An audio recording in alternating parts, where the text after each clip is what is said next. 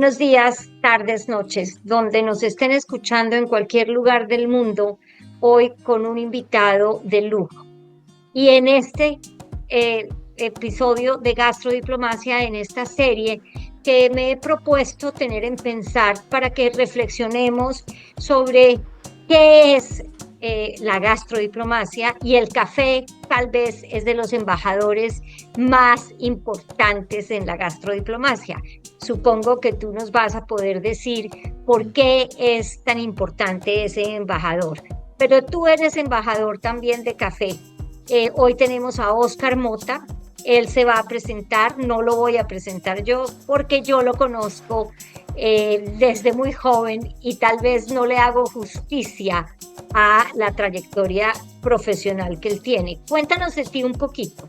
Buenas tardes, buenas noches, buenos días, como dices tú. Mi nombre es Óscar Mota, yo originalmente soy comunicador, me dedico al marketing, tengo un estudio de diseño y también tengo otros proyectos de tecnología y en otras industrias, pero casualmente para nuestra conversación lo que compete es que soy tostador de café. Como tú, soy colombiano, soy amante del café desde muy joven y descubrí hace más o menos unos 15 años el café de especialidad. A raíz de esto comencé a explorar mucho más el tema, digamos, un poco más profundo y más desde la teoría y más desde la academia, lo que ha significado el café y como hilo conductor a través de la historia en términos de consumidor, en términos de política, en términos de diplomacia, y lo que me ha llevado a descubrir unas lecciones maravillosas para entender que no solamente es una taza medio oscura de la que estamos acostumbrados, sino lo que nos estamos tomando es una cosa que ha tenido impacto históricamente desde hace 1400, 1500 años. Para mí es un placer estar invitado a tu proyecto, por supuesto. Como sabes, he estado vinculado en varios de tus proyectos. Me alegra mucho y pues emocionadísimo de poder compartir un poco mis descubrimientos y contagiar tal vez un poco todo el amor que siento yo por esta cosa tan especial que es el café. Pero vámonos un poquito al inicio y al origen. Tú dices 1500 años. ¿Dónde inicia esta taza de café o esta infusión de café a empezar a hacer sentar a la gente a conversar? Porque un café implica conversación. Cuando nosotros, que somos productores de café como país, y nos enorgullecemos muchísimo de esto, me acuerdo de eslogans como tomémonos un tinto, seamos amigos. Café doble, café en taza doble. ¿Cómo era ese eslogan? Había otro, café sencillo. Bueno, sí, hay varios que definitivamente... Hay miles. Café Águila Roja, y ahorita en Navidad nos traen todas las remembranzas de las cuñas de publicidad sobre el café, sí. Etcétera, etcétera. Pero vámonos atrás, o sea, cuando el café no había llegado a América, cuando el café no había sido ese cultivo que hoy es tejedor de comunicación, tejedor de relaciones. ¿Cómo inicia? Voy a intentar primero, porque tú sabes que cuando yo me explayo nos vamos de aquí hasta la China. Voy a tratar de ser lo más conciso posible, porque es que es una historia absolutamente rica y deliciosa. Más allá, porque es que es incluso con más anterioridad al concepto que tienes tú de una bebida social. El café, más o menos, la historia cuenta que más o menos en el siglo IX, en el Cuerno de África, que es donde está Somalia, Etiopía, Eritrea, ahí, eso es una zona muy montañosa, digamos, la cadena montañosa de África termina allí, está justo en el centro, es África subsahariana, y había un pastor que se llamaba Kaldi. Kaldi era un pastor de cabras, que era el ganado que se manejaba y que todavía manejan muchas de estas tribus en esta zona geográfica. De un momento o en un día, Kaldi nota que sus cabras están excesivamente energéticas y tienen una energía absolutamente inusual, saltando, brincando, y esto justo sucedía después de que ellas se alimentaban de un arbusto específico. lo que le causa mucha curiosidad porque pues generalmente sí las cabras, de ahí viene también, digamos históricamente, dicho que conocemos muy bien los latinoamericanos, que es más loco que una cabra, es precisamente por el comportamiento que tienen esos animales, pero estaba sobrepasado por esto. Cuando Caldi revisa qué es lo que está pasando y se da cuenta que eran unas frutas rojas, vivas, le parece muy raro y lo prueba. Y cuando lo prueba, pues él tiene también este subidón. Ahí en ese entonces no se había determinado qué era la cafeína, qué era el azúcar, qué era... No había ese conocimiento tan grande que teníamos nosotros ahora del café. Caldi lo llevó a un monasterio porque pues Etiopía, digamos que adoptó el cristianismo mucho antes que el mundo occidental. Y de ahí cuando el King James Bible, el rey James I de Escocia hace una edición, etcétera, etcétera, nos vamos a meter en eso, lo lleva a un monasterio y el monje le dice, no, esto es del demonio, porque es que no puede ser que usted se coma esto y como que se chifle. Ojo, tenemos que ponernos en contexto en un mundo en donde no había azúcar procesada, en donde no había comida industrial, entonces digamos que las estimulaciones eran muy bajas. Entonces, cuando hacen esta historia, cuando pasa esto, cuenta el cuento que el tipo tira estas cerezas, estas frutillas, las tira al fuego. Y cuando pasa esto, ojo, que es que esto no tiene el proceso que tenemos ahora, pero se empieza a tostar. Y cuando se empieza a tostar, pues ya todos sabemos y conocemos muy bien el aroma. Entonces ahí empieza esa relación con el descubrimiento de esto, pero a través de los sentidos, ¿sí? Él vio que estaban muy locas las cabras después de comer y cuando, digamos que se hace una interpretación diferente, se tira al fuego y pasa esto, ¿sí? Entonces, cuento larguísimo corto.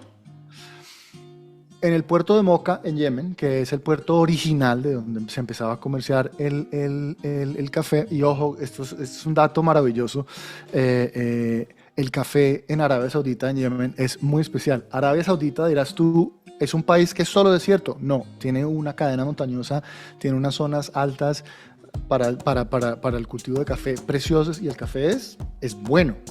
Entonces, en ese momento... estoy acortando 200 años en dos frases y me disculpo. Por supuesto. Pero en Moca es en donde empiezan ellos a comerciar el café. Yemen, Arabia Saudita y esta zona de la península arábica ha estado conectado históricamente con el Cuerno de África y África subsahariana porque tienen una relación geográfica muy cercana. Y es solamente, ¿sabes? Un golfo muy corto realmente, entonces pues estaban muy bien comunicados.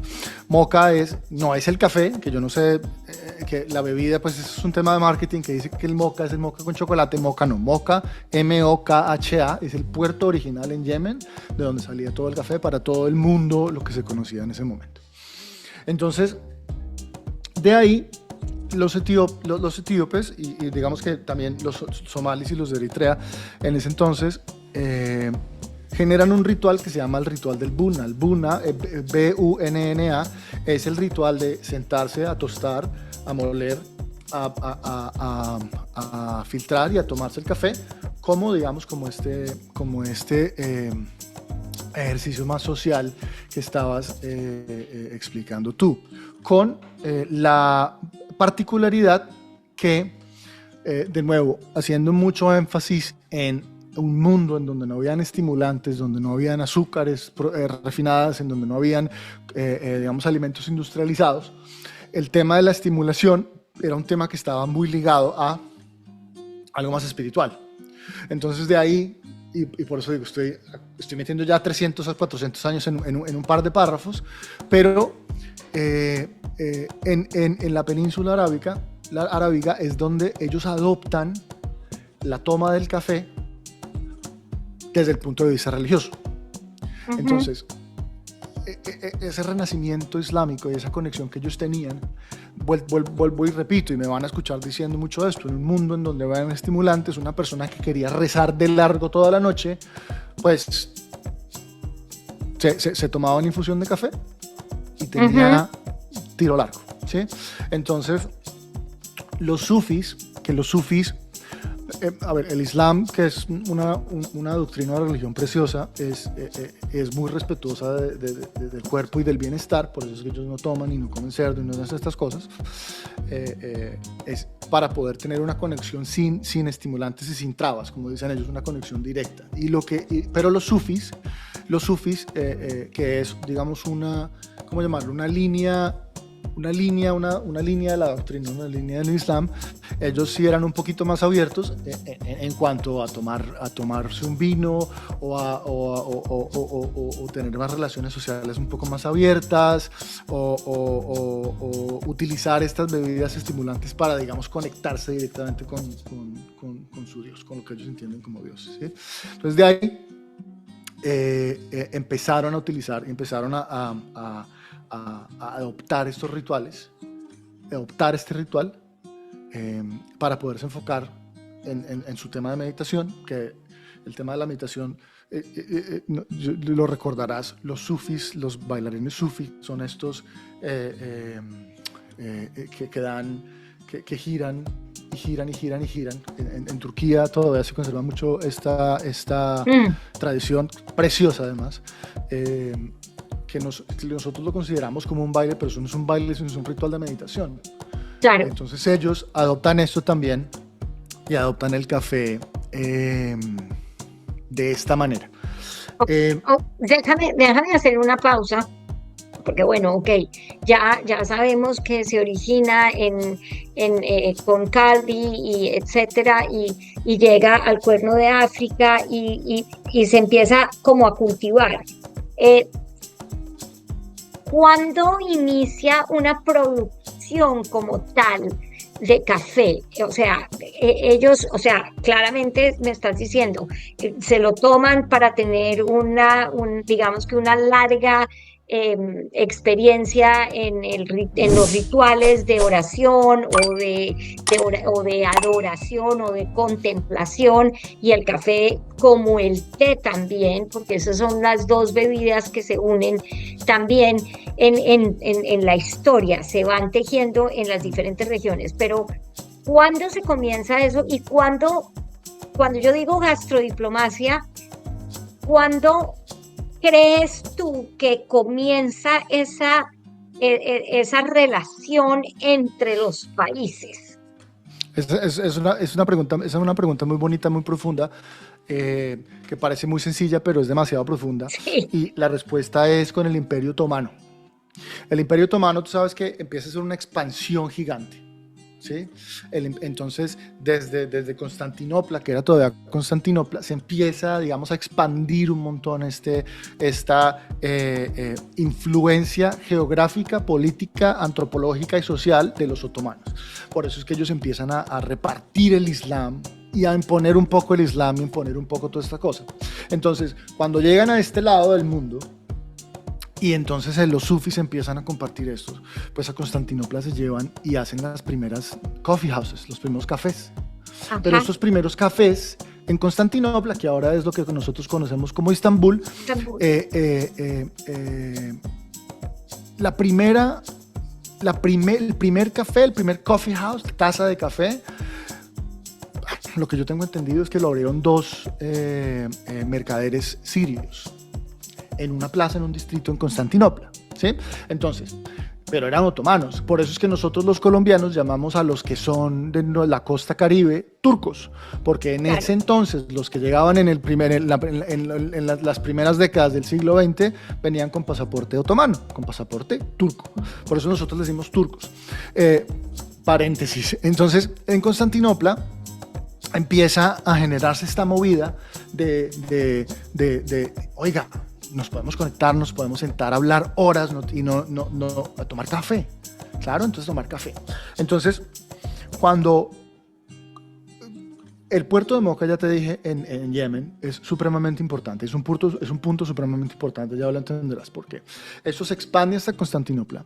Y los otomanos, que en su afán expansionista geográfico, empiezan a llevarse su café también por todas partes.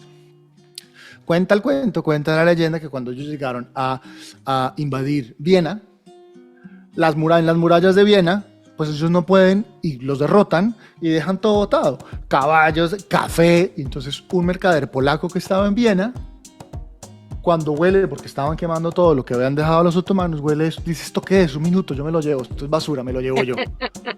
Entonces abre un coffee house en Viena. Y Viena es en donde arranca, digamos, esta expansión en Europa, ¿sí? Voy a echar para atrás porque hay algo muy importante.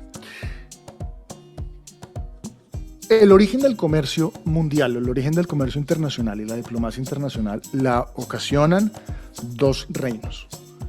El reino inglés, de Inglaterra, y los holandeses. Por eso es que habían el East Indies y el West Indies Company, ¿sí? Entonces, ellos tenían muchas colonias y muchas cosas. Y los holandeses, cuando pasan por el Imperio Otomano y llegan allí, llegan a Moca, se dan cuenta que es que aquí hay una cosa, oiga, esto es como muy importante, ¿no? Y en medio de eso hay una leyenda de una historia que dice, había un monje sufí que se llamaba Baba Budán, y ellos en Yemen tenían muy regulado también el comercio de café porque precisamente sabían lo importante que era y como estaba conectado además con este tema religioso, espiritual, eran muy proteccionistas con esto. Muy a la vieja usanza, pero también muy, digamos, siglo XIX, siglo XX, como eran el misticismo del Islam, que era como muy cerrado, que no sabemos, y por eso nosotros los occidentales juzgamos tanto, porque digamos que ellos tienen un velo como de mística, es muy místico, pero por respeto también, porque no quieren mezclar. Entonces, Baba Budán lo que hace es que se lleva 7 granos en su cinturón de tela, escondidos, y se va para la India, a las colinas en Chandragiri, que es el sur de India, que es más o menos en donde queda Bangalore y esta zona y que todavía cultivan café. Entonces, los holandeses reconocen esto, pues mercaderes, los primeros mercaderes del mundo fueron los holandeses, los ingleses, a lo que le siguieron los alemanes después. Y punto curioso, los mercaderes y los mercados más grandes de té no es la China y no es la India, es Alemania, Inglaterra y Holanda. Ellos comercian todo el volumen del té del mundo. Ellos, todo. Es impresionante. Tú pensarías que los chinos y los indios, no, son los holandeses y los alemanes. Entonces, estos personajes holandeses, que además habían colonizado Indonesia, dicen, oiga, allá hay tierra, pues esto necesita tierra. Llevámonos para allá. Y se llevaron el café a sus colonias en Indonesia, que de allá viene el café tan famoso en la isla de Java, que todavía se produce. Y de hecho Indonesia, uno de sus soft power, que en diplomacia y en política se utiliza mucho el poder suave, ¿sí? No es una diplomacia directa. Ellos utilizan mucho el café como sus puntos de negociación, porque ellos tienen también, digamos, además que tienen un volumen gigante, pues es su commodity. Y se desarrollaron después naturalmente otros tipos de café, como el Kopi Luwak, que es natural, que es el que se come el gatico de civet, se lo come y lo que deja, de ahí sale el café. Lo que deja, ajá, sí. Entonces, y eso es un proceso que también, y desafortunadamente lo están aprovechando mal, pero también hay elefantes que se comen eso porque eran árboles que estaban de modo silvestre y pues los alemanes pasan y se lo comen, porque se están alimentando constantemente. Entonces, llega esto, y a tu pregunta, este contexto extremadamente largo va a eso. Los holandeses tienen estas colonias. Y dato muy curioso, porque es que entonces, ¿cómo llegó el café pastelado? Nosotros tenemos uno de los mejores cafés, pero ¿cómo nos llegó? Pues resulta que el cuento es que la amante de uno de los gobernadores de estas colonias, esta señora era amante de un capitán de un barco. Y este capitán de este barco se fue en su barco a una de estas colonias en el Caribe y se llevó una matica de café. La matica de café pues necesitaba mucha agua, entonces le cuidaba, le daba su propia agua y era después su matica. Y de ahí llega el café al Caribe y a Latinoamérica. Esto es un fast forward de 200 años, ¿no? Pero por supuesto, para que por veas, supuesto. pero para que Pero, veas, claro, y me queda en punta un poco el tema, o sea, ya me has llevado cómo el café viaja. Viaja de un lado a otro, viaja en barco, viaja como unas semillitas en el cinturón de uno de ellos, bla, bla, bla. Esto se va volviendo, porque ya hablaste es una diplomacia, digamos, es una política, y es una política, digamos, blanda en cuanto que no es una política de fuerza, sí, ni de ejército, sino es una política de yo tengo esto, cómo me lo compra, etcétera, y ahí vamos a moverlo al commodity, porque se vuelve un commodity en los mercados internacionales claro, y tiene un precio que se lo ponen en otro lado, por supuesto, y te esa lo ponen es en la... Nueva York un personaje que nunca ha ido a una finca, está un chino detrás de un escritorio, especula y pone el café y nunca se ha ensuciado la mano, nunca ha recogido una pepa, nunca ha Exactamente, y sacado una no pepa de sabe café. lo que es Paradójico, cultivar un claro, grano de café. Entonces, claro. hasta Entonces, ahí vamos bien. Entonces, sáltame a cómo esto que ya se propagó, que ya está en el mundo y que se lo llevaron de un lado a otro y que hay unos grandes productores de café, sáltame a ese commodity y a ese mercado. ya hablamos de que en ese entonces no era soft power, no era política blanda, era lo que No, era, no, porque es que el comercio de ellos determinaron lo que se movía en el comercio, ¿sí? El imperio colonial de los holandeses, que era gigante, ya está extremadamente, ya es muy reducido, los británicos, por supuesto, y voy a poner un jugador muy importante que se habla, sí, pero no se habla mucho, y son los portugueses. En un momento de la historia en donde los portugueses tenían la armada más poderosa del mundo, militar y comercial, ellos dijeron, oiga, estos tienen, ¿cómo así? En ese momento se llamaba Ceilón, lo que es Sri Lanka. claro. Estos personajes tienen Ceilón, tienen Java, y estos ingleses tienen Santa Helena en el Caribe. ¿Y cómo así? ¿Y tienen India y nosotros?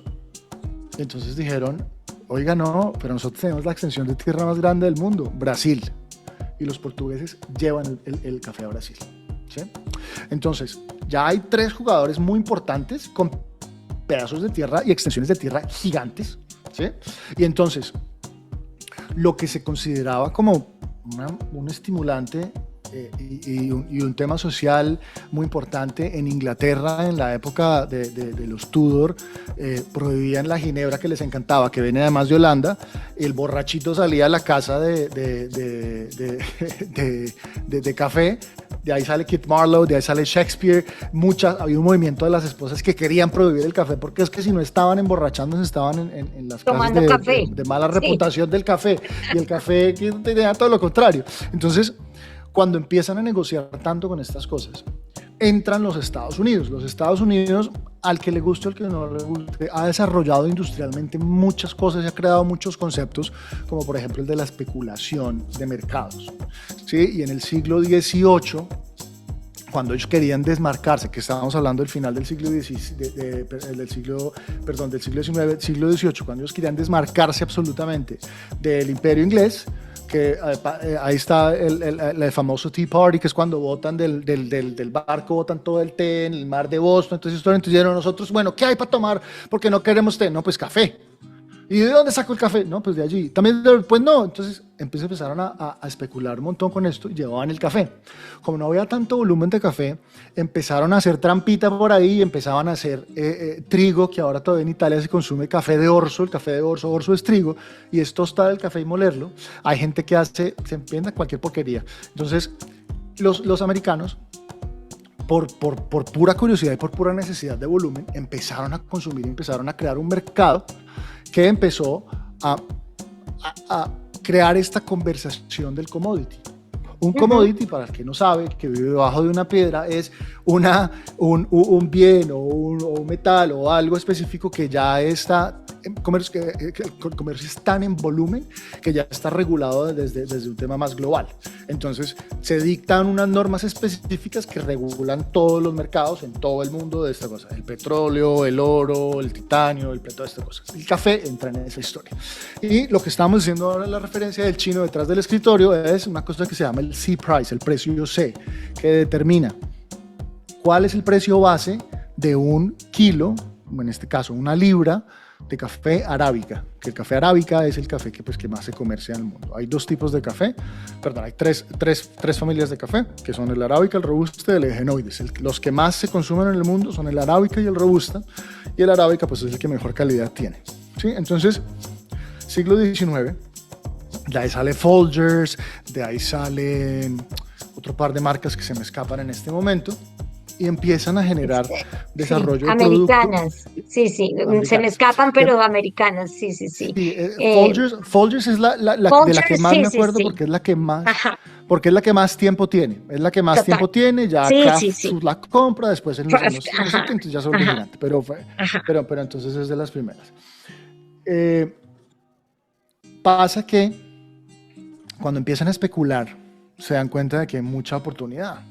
Entonces yo traigo una carga, que no le decían una carga en ese entonces, yo traigo una bolsa de café y la compro a 100, pero la puedo vender a 250 y me puedo inventar cualquier cosa, pues el mercado se va moviendo. Me parece interesante. Y como ellos estaban tan desmarcados de té, porque es que era un tema político, pues te digo que el café siempre estaba en la mitad de estas conversaciones. Desde Estados Unidos se genera este mercado. Sí. Entonces avanzan las guerras y avanzan las cosas, y pues los estimulantes más conocidos, pues antes de que fueran químicos, eran el café y el tabaco. Total. Se llevaban el café y el tabaco. Así es. Muertos del frío tomaban café, ¿sí? Claro, entonces, por supuesto. Nosotros tuvimos, Colombia, nosotros como Colombia tuvimos una entrada al mercado mundial en la Primera Guerra Mundial, porque teníamos tabaco y teníamos café. Entonces dije, muchachos, acá estamos nosotros, pues yo les vendo todo. Entonces en esa época, nosotros también como república incipiente, así tuviéramos 100 años ya, pero pues nosotros como república incipiente, como mercado incipiente, nosotros empezamos a comerciar con estas cosas y nos metemos en la conversación un poquito, ¿sí? Así es. Te voy a contar una anécdota de la Segunda Guerra Mundial. En las carencias que había y en estas diferencias que había dentro de los mercados y todas las dificultades que había y restricciones, me contaron que en Ambalema, al lado del río Magdalena, al lado de Armero, bajándote tú por el lado que quieras, de cualquier lado del Magdalena, vas a encontrar un pueblo que se llama Ambalema. Allí había unos ingleses muy prestantes que tenían grandes extensiones de tierra y grandes extensiones de cultivos de tabaco. Y ellos le mandaban los puros o los tabacos a Churchill. Se los mandaban, salían desde Honda directo desde Ambalema. Y ahí existe la casa inglesa, que era desde donde se llamaba así la finca, y le mandaban eso. Hay un registro histórico del tema en la región, por supuesto, pero sí, todos, tanto el café como el tabaco, pues obviamente han sido para nosotros hoy un commodity, pero también una forma de negociación entre países y entre paisanos, diría yo, ¿no? O entre gente que llega y... Para Colombia, claro. Para Colombia fue meterse en la conversación. Para Colombia fue meterse en la conversación del comercio global.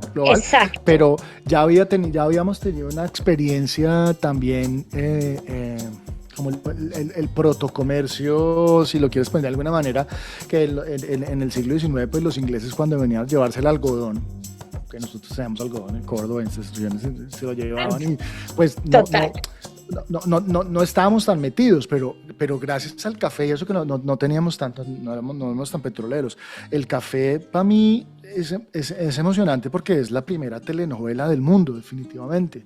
Porque si tú lo pones como hilo conductor, el café ha estado presente en todas las revoluciones, en todos los problemas, en todas las cosas, ¿sí? Total. Y casualmente alguna vez yo quise hacer un contenido dentro de las cosas de mis canales y mis cosas,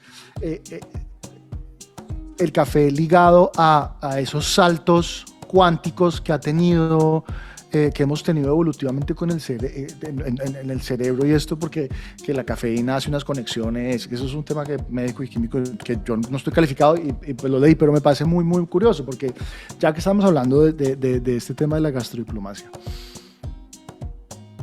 Brasil tenía esclavos italianos y Guatemala tenía esclavos alemanes. O sea, es una cosa que tú dices como, pero ¿cómo así? Porque como se necesita mano de obra, los que siempre caen son los africanos y los indios y los indígenas, siempre. Pero pues en esas épocas de hambruna, porque las guerras han acabado con Europa, por pues supuesto. la gente se escapa, la gente en su gran mayoría se escapa a Estados Unidos o al norte de América, o hay un montón de gente que se fue para los grandes latifundios que eran de alemanes, y los alemanes traían alemanes y eran literalmente mano de obra esclava. Pero el café, como te digo, el café está conectado con la Revolución Francesa, porque la Revolución Francesa se negoció y se discutió en casas de café en París. Es verdad. Desde el 1786, cuando arrancó, 87 con la historia, hasta el 89 que sucedió. En Estados Unidos, exactamente lo mismo. Solamente por llevarle la contraria al té, tomamos café y de ahí se quedaron pegados. De ahí, digamos que ese acto revolucionario desde el café. Y el café, pues digo, es un elemento de gastrodiplomacia, pero siempre está pendiente. Después, en la revolución de Haití, en la revolución de Haití también, final del siglo XVIII, ahí está metido el café, porque los franceses también querían parte y se llevaron el café y querían caña de azúcar, y no. En Cuba también lo hicieron. Ahora después, claro, sí. Esto es maravilloso, este panorama que me estás dando y este mapa gastropolítico, porque en realidad digo gastro porque es una taza de café que uno se toma en el círculo que corresponda de la conversación. Claro. Cuéntanos qué estás haciendo ahorita, porque estás llegando como embajador de un café, ¿verdad? Estás teniendo tu propio café. Cuéntanos ahorita sí.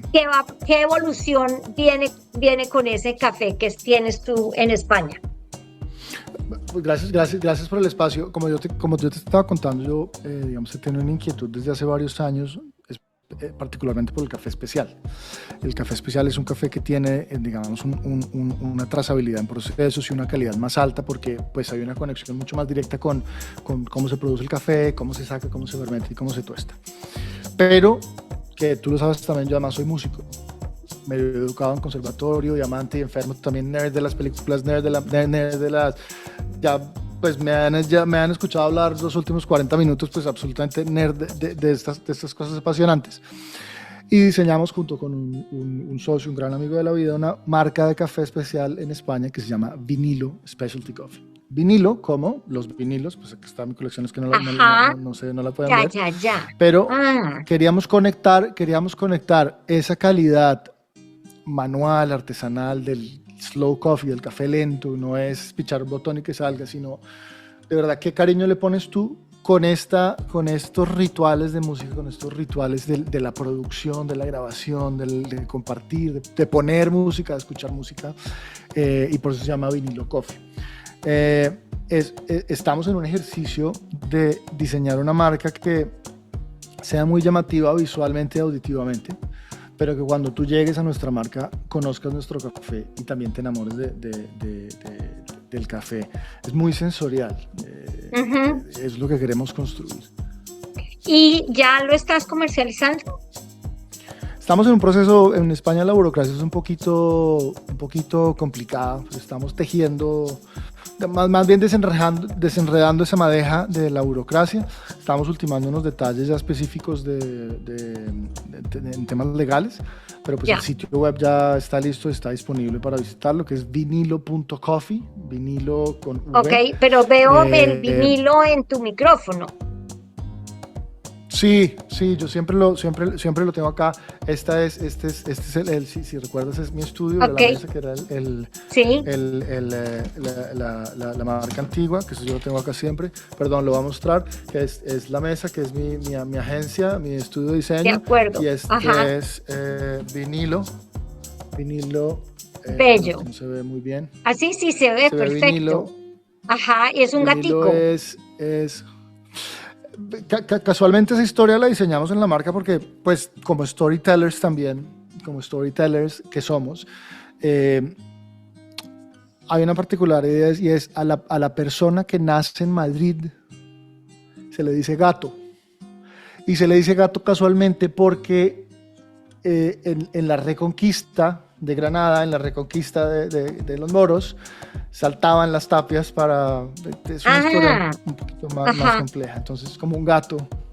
Entonces, en Madrid, ellos se traen muchas cosas, es muy simbólico, se traen este cuento, esta historia del gato, y al madrileño se le dice gato. Entonces, nosotros queremos tener una marca que sea gata.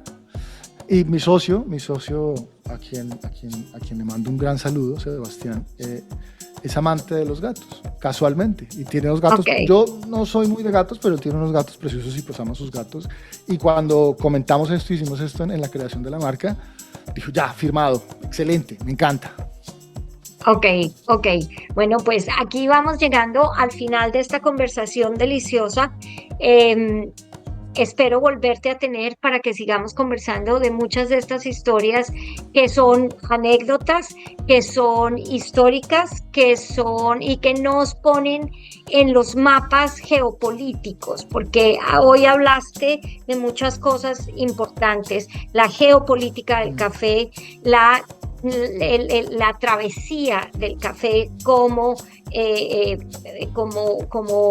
bebida, y cómo en diferentes partes se producen diferentes cafés de acuerdo, obviamente, y eso ya es otra conversación, como las alturas, las tierras, el agua, va a hacer que el grano sea de una u otra manera. Así que me quedo con esto y con esta historia para otra próxima entrega de una nueva historia de café.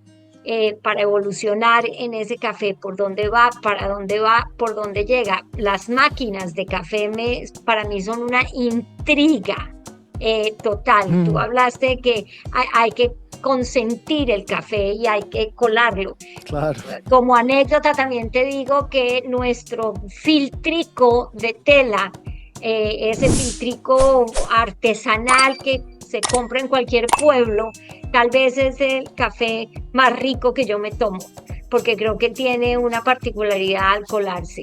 Así que, bueno, eres un invitado muy, muy especial para nosotros y hasta la próxima. Para mí, de nuevo, muchas gracias por el espacio. Esto es conversación uno de no sé cuántos, porque es que nos falta además, como dices tú, nos falta un montón de cosas. Me encanta esta iniciativa, me encantan todas las ideas que estás produciendo y para mí es un placer y un honor estar aquí. Mil gracias y se me ocurren muchas cosas. Un granito de café. Gracias, un granito de café, total. Gracias, hasta luego y hasta la próxima. Chao. A todos, mil gracias.